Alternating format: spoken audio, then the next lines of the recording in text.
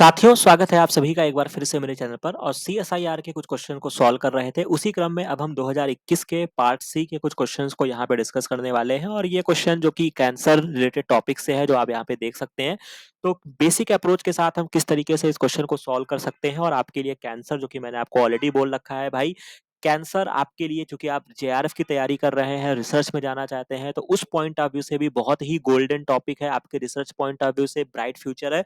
और उसके अलावा भी आप कहीं पर भी जाएँगे, चाहे आप इंटरव्यू में जाइए या कहीं पर भी, अगर आपको बेस सीएसआईआर में भी बहुत सारे क्वेश्चंस जो होते हैं वो कैंसर और सेल साइकिल से डिसाइड होते हैं। तो आपको ये टॉपिक जो है वो आपके लिए इम्पोर्टेंट है, इसको करके जाइएगा, ठीक है? बाकी बहुत सारे क्वेश्चंस को सॉल्व करने के तरीके में मैंने ये ऑलरेडी बता रखा है।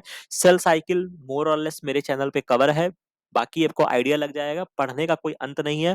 डिफरेंट डिफरेंट बुक से उठा के आप और भी अपने ज्ञान को बढ़ा सकते हैं। बाकी कैंसर मोस्ट इंपॉर्टेंट है, ये यहाँ पे आप लिख लीजिए। बाकी इस क्वेश्चन को आप कैसे सॉल्व कर सकते हैं, सीएसआईआर के क्वेश्चन को कैसे टैकल कर सकते हैं, उसको अब यहाँ पे हम बहुत ही गंभीरता के साथ समझते हैं। तो जैसा कि यहाँ पे क्वेश्चन आईडी 93 है, आपसे कह रहा है कि कुछ स्टेटमेंट्स आपको दिए गए हैं जो कि आपके कैंसर सेल्स के बारे में है और कैंसर स्टेम सेल्स के बारे में है। अब ये दोनों चीजें मैंने मोटे-मोटे तौर पे आपको बता रखा है। कैंसर, जो कि अभी हमने पिछले वीडियो में, अगर आप जुड़े हुए हैं तो वहां पे हमने कुछ कैंसर के बारे में, कार्सिनोमा, लिम्फोमा, इन सब के बारे में डिस्कस किया था। और कैंसर स्टेम सेल्स के बारे में भी एक हमारा वीडियो अवेलेबल है, जो कि सीएसआईआर के एक पेपर में, जो कि आपके टोटीपोटेंट मल्टीपोटेंट वाला, जब बहुत सारे वहाँ पे कंट्रोवर्सी वाले क्वेश्चंस आए थे जाइगोट को लेके, तो वहाँ पे हमने डिटेल में चर्चा किया हुआ है कि स्टेम सेल्स क्या होते हैं। बाकी दुनिया भर की चीजें जो हैं वो ऑलरेडी हमने चर्चा किया है। अब यहाँ पे आपको 5 स्टेटमेंट दिए गए हैं। अगर आप इस पर्टिकुलर कैंसर और सेल साइकिल को अच्छे से पढ़ के जाते हैं तो आपको इस क्वेश्चन पे ठहरना होगा और इस क्वेश्चन को समझना होगा। एक बार देखना होगा कि यार ये तो मैं पढ़कर गया हूं, तो मैं इसका आंसर क्यों नहीं दे पाऊंगा।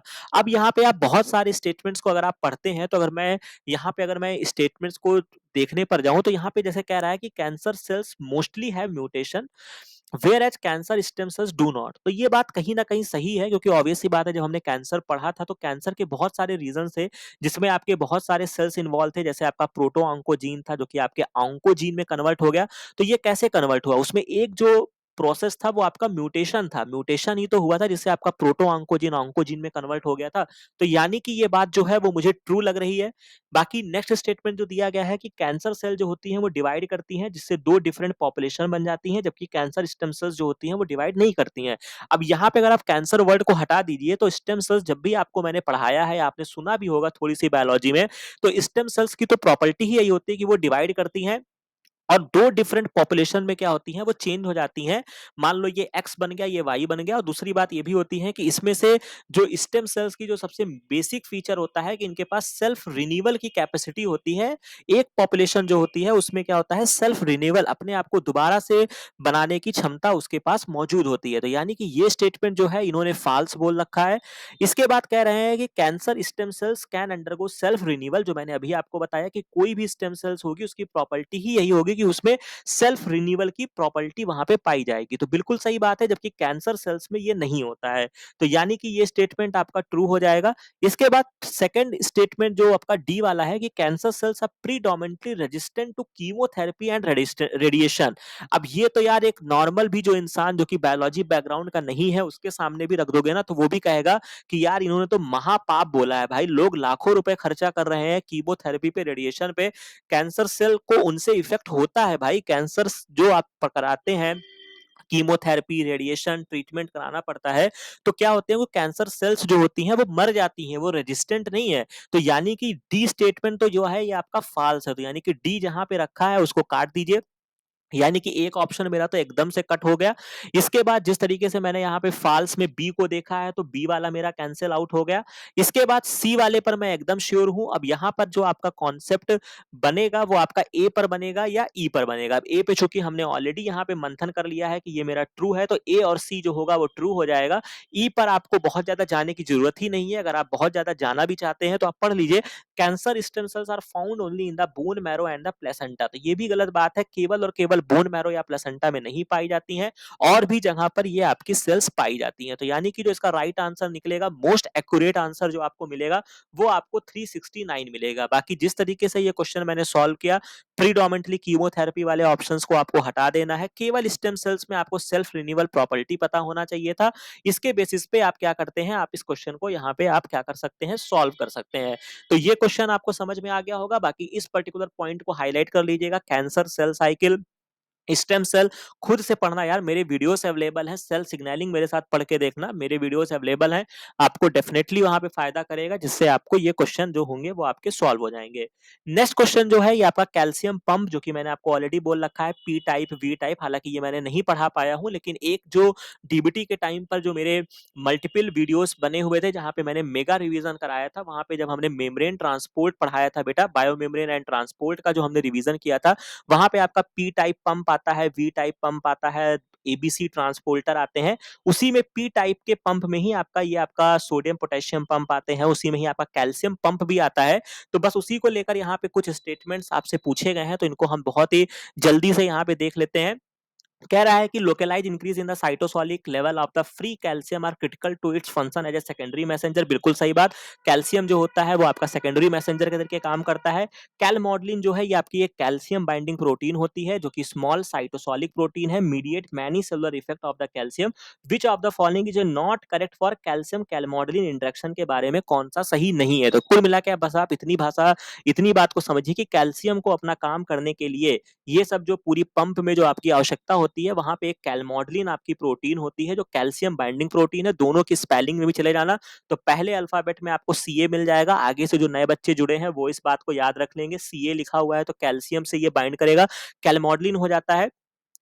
यहाँ पे जो स्टेटमेंट्स आपको दिए गए हैं कि each calmodulin molecule bind 6 calcium ion in the cooperative fashion, यही जो है ये आपका गलत है। जब भी आप कैलमोडलिन, जो भी आपके पास पाथफाइंडर होगी, आईएफएस होगी, या आपने अगर कैल्शियम पंप लॉडिस से पढ़ा होगा, तो वहां पे जो एक बात लिखी होती है कैलमोडलिन के बारे में कि जो ये कैलमोडलिन होता है, इसके पास कैल्शियम को बाइंड करने के लिए 4 बाइंडिंग साइट्स होती हैं। बस यहीं पर एक इंफॉर्मेशन पे ये सारा 4 नंबर का क्वेश्चन आपके जेब में था।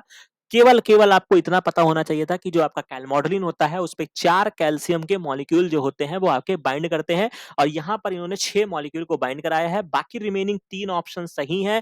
अगर आप इन पर्टिकुलर कैल्शियम पंप को डिटेल में पढ़ोगे तो आपको क्लियर हो जाएगा। बाकी जेन्युइन भी अगर आप देखना चाहो तो binding of the calcium cause calmodulin to undergo a conformational change leading to active calmodulin, बिल्कुल सही बात है। कोई भी आपने बायोलॉजिकल प्रोसेस पढ़ा होगा, चाहे आपने एटीपी सिंथेसिस वाला जो मैकेनिज्म भी आपने पढ़ा होगा कि वहां पे कोऑपरेटिविटी वाली बाइंडिंग होती है, या कहीं पर भी कोई एक एक्टिव फॉर्म में आता है तो बीच में कन्फर्मेशनल चेंज होता है, ऑब्वियस सी बात है। तो यहाँ पर कन्फर्मेशनल चेंज हो गया, बिल्कुल सही बात। सिंस बाइंडिंग ऑफ कैल्शियम जो होता है वो कोऑपरेटिव होता है, small change in the level of the cytosolic calcium lead to a large change in the level of active calmodulin, बिल्कुल सही बात, ये भी आपका ट्रू है।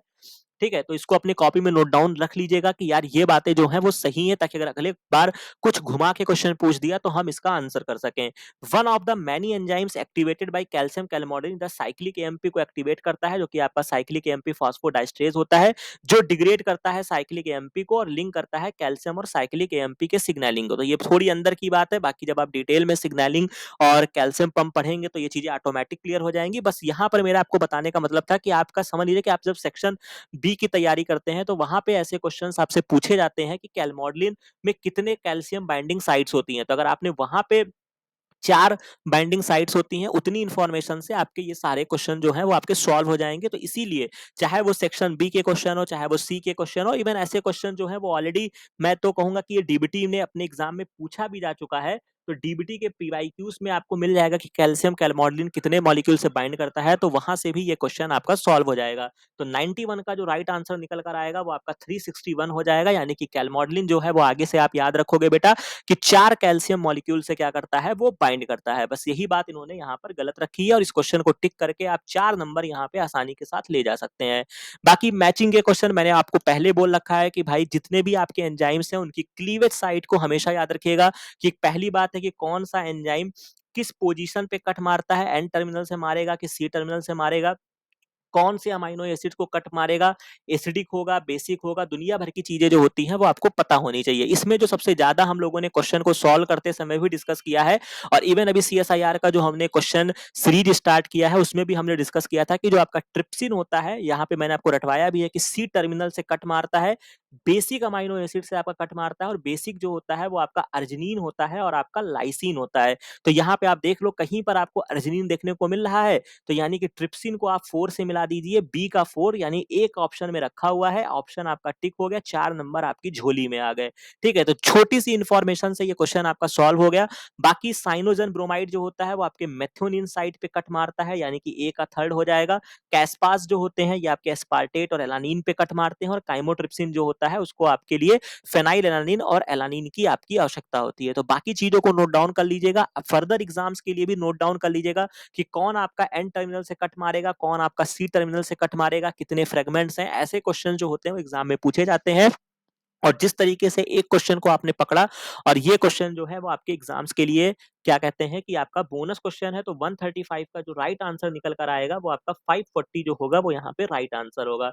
तो इस तरीके से हमने कुछ क्वेश्चंस को डिस्कस कर लिए हैं। आशा है कि बहुत सारी चीजें आपकी क्लियर हुई होंगी, थोड़ी बहुत आपकी CSIR से रिलेटेड फियर भी दूर हो रहे होंगे, अपने ऊपर विश्वास भी आ रहा होगा कि हम ऐसे क्वेश्चंस को सॉल्व कर सकते हैं। बाकी कहीं पर अगर आपको कोई समस्या होती है तो उसको कमेंट सेक्शन में जरूर बताइएगा। बाकी मिलते हैं नेक्स्ट वीडियो में नेक्स्ट इन्फॉर्मेशन के साथ। Thank you very much.